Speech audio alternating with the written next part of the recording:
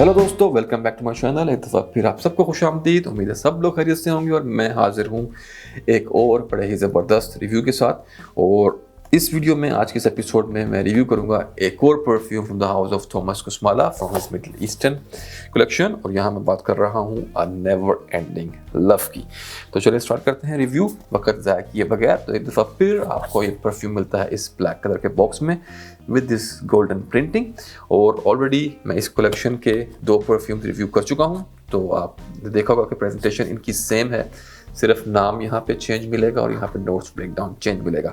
Bottle की बात करें तो जो ओनली डिफरेंस यहाँ पे बॉटल में आया है वो है जूस का कलर। जो मैंने 2 इनके परफ्यूम्स पहले रिव्यू किए थे, रेमिन पैशन और ब्लिस इन पैराडाइज, उनके जूस थोड़े डार्क एम्बरी कलर के थे। यहाँ पे it's transparent and pure white पानी की तरह यहाँ पे कलर है। तो एक दफ़ा फिर आपको बैरल राउंड शेप की बोतल मिलती है, द ब्लैक स्टिकर, वहाँ पर नाम लगा परफ्यूम का, कैप मेटल का है, बहुत हैवी है। और टॉप पे यहाँ पे कुछ डिटेलिंग आपको मिलती है, ब्रांडिंग मिलती है, इंग्रेव हुआ थॉमस कुसमाला का और द टॉप, और एटोमाइजर इज़ ग्रेट। तो चलें, ये थी प्रेजेंटेशन और अब स्टार्ट करते हैं रिव्यू। तो हमेशा की तरह पहले नोट्स ब्रेकडाउन। तो यहाँ पर आपको जो नोट्स मिलते हैं टॉप में वो है वाइट रोज और बेर्गामो। फिर आपको मिलता है वाइट फ्लावर्स मिडिल में और ऑरेंज ब्लॉसम और मस्क। और फिर बेस में ड्राई एम्बर, वाइट पचूली और रोज एब्सोल्यूट। तो ये था नोट्स ब्रेकडाउन। और चलें अब मैं कोशिश करूँगा आपको बताने की कि ये कैसा एक्चुअल में स्मेल करता है। तो ऑलरेडी हर स्ट्रिप पे मैंने स्मेल इसको स्प्रे मैंने इसको किया हुआ है। तो first of all it's a beautiful scent. ये एज कम्पेयर टू जो मैंने दूसरे 2 इनके परफ्यूम रिव्यू किए थे उनसे बिल्कुल हटके है। वो मिडिल ईस्टर्न परफ्यूम थे, इसमें मिडिल ईस्टर्न टच सिर्फ ये है कि इसमें वाइट मस्क यूज़ की गई है। उसके अलावा this perfume is all about florals. तो दूसरे 2 परफ्यूम ज़्यादा मिडिल ईस्टर्न थे, कॉम्प्लेक्स थे, उनमें लेदर था, उनमें ऊद था, उसमें वुड था, सैफ्रॉन था, कॉम्प्लेक्स सेंट थे, ओलिबेनम था। यहाँ पर इट्स अ टोटल ऑपोजिट। यहाँ पे डायरेक्शन बिल्कुल आप समझ लें कि मशरिक मगरिब वाला सीन है। ये एक बहुत ही फ्लोरल बेस्ड, अपलिफ्टिंग, रिफ्रेशिंग और ब्राइट टाइप का सेंट है। और जैसे मैंने आपको बताया कि मिडल ईस्टर्न यहाँ पे सिर्फ ये है कि वाइट मस्क का यहाँ पे यूज़ किया गया है और रोज़, लेकिन रोज़ यहाँ पे भी एक बड़े ही डिफरेंट स्टाइल में यूज़ किया गया है। तो चलें कोशिश करता हूँ समझाने की कि कैसा स्मेल करता है। तो इसकी ओपनिंग में जो आपको सबसे एक स्ट्रॉन्ग नोट मिलता है वो मिलता है आपको गुलाब का। और गुलाब बहुत ही फोटो रियलिस्टिक और वाटरी टाइप की आपको यहाँ पे फील देता है, जैसे वाटर, रोज़ वाटर टाइप की आपको फील मिलती है।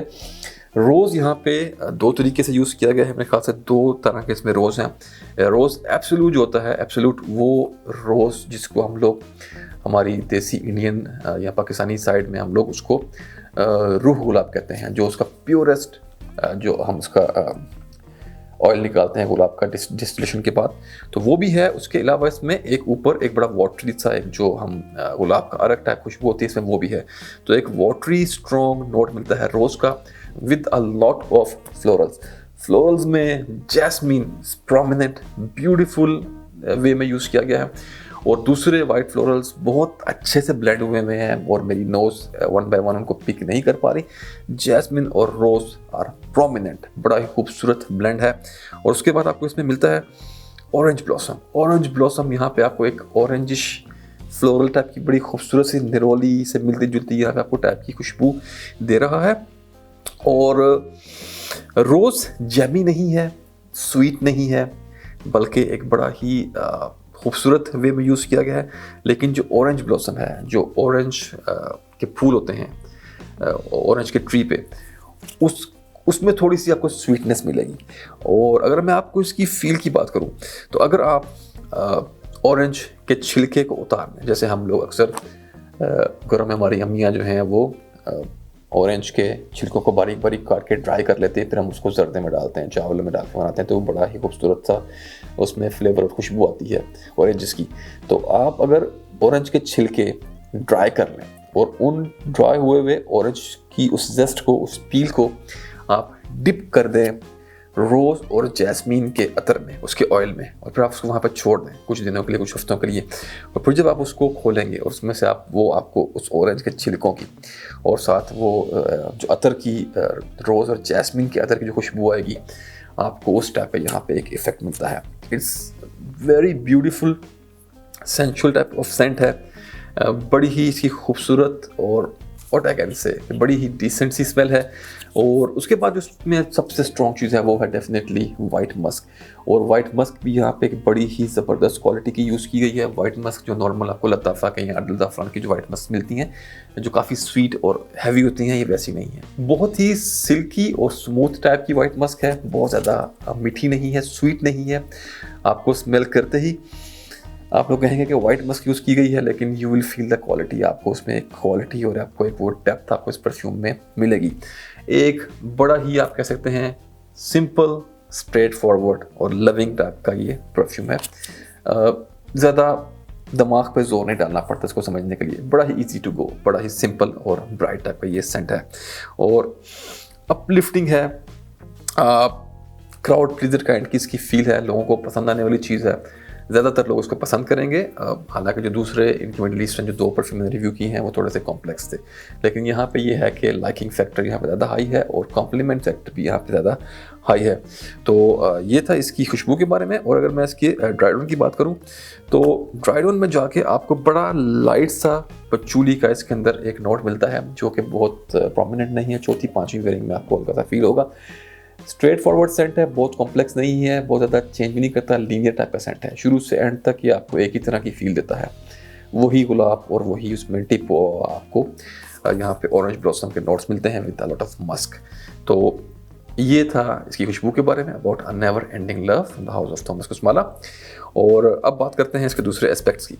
तो चले, अगर परफॉर्मेंस की बात करूँ तो परफॉर्मेंस में ये भी बाकी 2 की तरह उनसे थोड़ा सा बेहतर है, क्योंकि इसमें काफ़ी मस्क यूज़ की गई है, वाइट मस्क। तो आपको पता है वाइट मस्क थोड़ी ज़्यादा लॉन्ग लास्टिंग होती है। तो अगर ओवरऑल एक्सपीरियंस की बात करूं तो 8-1 घंटे के आसपास की आपको लॉन्जिविटी एक अच्छी मिल जाती है। उसके बाद भी रहता है कपड़ों पर, लेकिन बहुत वीक लाइट शेप में रहता है। नॉर्मल 8-1 घंटे 7-8 घंटे की आपको वहाँ भी लॉन्जिविटी मिल जाएगी। स्टार्ट में बहुत स्ट्रॉन्ग होता है, प्रोजेक्शन सियाज बहुत अच्छा है, 2.5 घंटे तक का आपको ज़बरदस्त एक्सपीरियंस मिलता है। सॉलिड परफॉर्मेंस 4-4.5 घंटे के आसपास है। उसके बाद आप इसको आराम से रिफ्रेश कर सकते हैं, ज़्यादा स्प्रे नहीं करने पड़ेंगे रिफ्रेश करने के लिए, 2 से 3 spray and you will be good to go. और परफॉर्मेंस मैं बिल्कुल मुतमईन हूँ, मेरे लिए इस टाइप की परफॉर्मेंस ज़बरदस्त है। I just go for the feel of the fragrance. मैं खुशबू पे ज़्यादा जो है प्रेफरेंस मेरी होती है। लास्टिंग इतना इशू नहीं है, आप रिफ्रेश कर सकते हैं, लेकिन यहाँ पे आपको इतना भी रिफ्रेश करने की ज़रूरत नहीं पड़ेगी। It's a decent type of scent. और अब बात करते हैं हम इसके जेंडर की।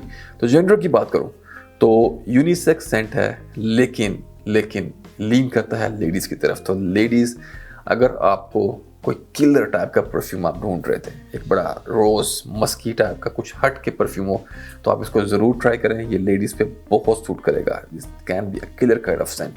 और सुनने में तो ये एक बड़ा ही सिंपल रोज़ मस्क का ये कॉम्बिनेशन है, लेकिन trust me it's a unique type of scent है। आपने इससे पहले ऐसा बोला, मेरे ख्याल से आपने, अगर आप नीश परफ्यूमरी में इतना ज़्यादा नहीं है तो आपने इस तरह का स्मेल नहीं किया होगा। ये वो परफ्यूम नहीं है जो आप रोज़ आप उसको स्मेल करते हैं। इस तरह की चीज़ें आपको कभी कभी ही एक्सपीरियंस करने को मिलती हैं। तो ब्यूटीफुल ब्लेंड। और बाकी थॉमस कुसमाला की क्वालिटी के बारे में, ब्लेंडिंग के बारे में आप लोग को कुछ ऐसा बोलने की ज़रूरत नहीं है, आपको ऑलरेडी पता है कि these are niche quality scents, high grade perfumes हैं ये। और चलिए अब बात करते हैं एज ग्रुप की। तो एज ग्रुप की बात करूँ तो यंगस्टर से लेके ओल्ड एज तक कोई भी इसको बड़े आराम से लगा सकता है। अगर लड़कियां यूज़ कर रही हैं तो 17-18 ईयर्स की एज से दे कैन यूज़ इट। अगर लड़के यूज़ कर रहे हैं तो थोड़ा 20-21 साल की एज से लेके आप इसको लगा सकते हैं।